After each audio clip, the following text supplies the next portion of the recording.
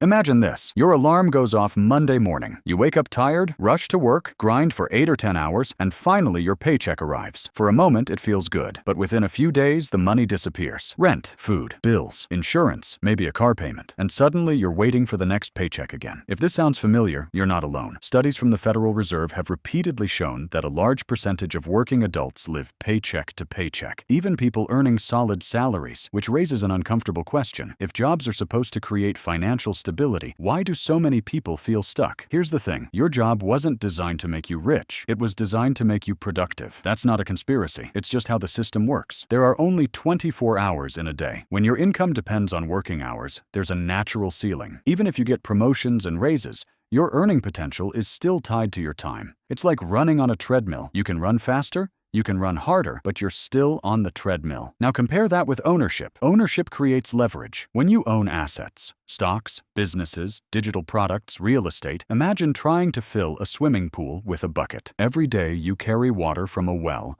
and pour it into the pool. If you stop carrying buckets, the water stops flowing. That's what relying entirely on your job looks like. Now imagine installing a pipe that constantly pumps water into the pool. At first, it takes effort to install the pipe, but once it's in place, the water keeps flowing without constant labor. Jobs pay you for carrying buckets. Assets install pipes. And here's the critical difference most people never learn. Companies benefit when employees remain dependent on their salary. Again, not in a malicious way. It's simply practical. Businesses need people who show up consistently. If every employee suddenly became financially independent, most companies would collapse overnight. So the system naturally rewards stability rather than wealth creation. Now let's talk about raises, because this is where the illusion becomes obvious. Imagine you earn $60,000 per year. That sounds great, but 5% of $60,000 is $3,000. After taxes, that might be closer to $2,000. Spread over 12 months,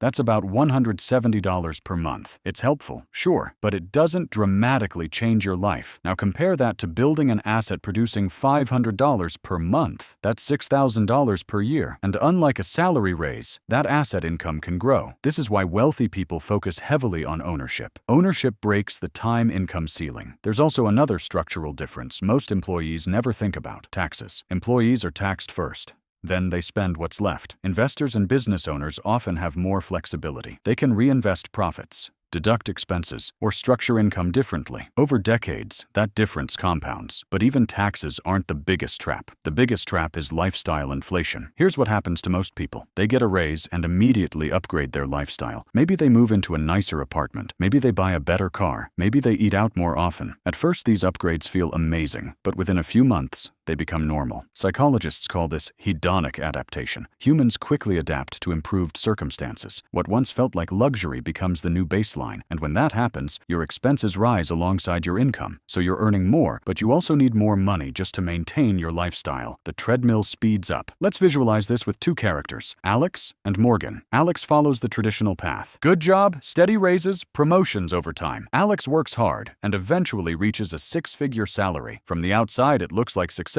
But Alex's expenses rise too. Bigger apartment, new car, more subscriptions. After taxes and expenses, there's not much left to invest. Morgan takes a slightly different approach. Morgan also works a job, but treats the paycheck as fuel rather than the final goal. Morgan starts building small assets on the side. Maybe Morgan invests in index funds every month. Maybe creates a small digital product. Maybe builds a YouTube channel or writes online. At first, the income is tiny, maybe $20 per month, then $80, then $200. It feels slow and honestly kind of discouraging. But something powerful is happening behind the scenes. Compounding. Compounding is the force that quietly turns small numbers into big ones over time. And the content keeps working even when you're sleeping. Time doesn't scale. Systems do. So what does this mean for you? First, understand that your job is a tool. A paycheck is simply cash flow. The real power comes from what you do with that cash flow. Second, focus on acquiring assets. Assets can be many things: stocks, real estate, digital products, online businesses, or intellectual property. The key idea is simple: own things that produce income. Third, start small. This is where many people get stuck. They think passive income requires huge investments or complex businesses. In reality, almost every asset begins small. The first dividend payment might be $3. The first product sale might earn $12. The first YouTube video might earn $1. That's normal. The goal isn't immediate freedom. The goal is installing your first pipes. Fourth, protect your time. Time is the raw material of wealth creation. Many people spend dozens of hours every week consuming entertainment, but almost zero time building assets. Imagine investing just 5 hours per week, learning a skill, investing money, or building something online. Over 5 years, that's more than 1,000 hours. 1,000 focused hours can completely change someone's financial trajectory. Finally, think long-term. The job system works well for short-term stability. Asset building works best over long horizons. For the first few years, progress feels slow, but eventually,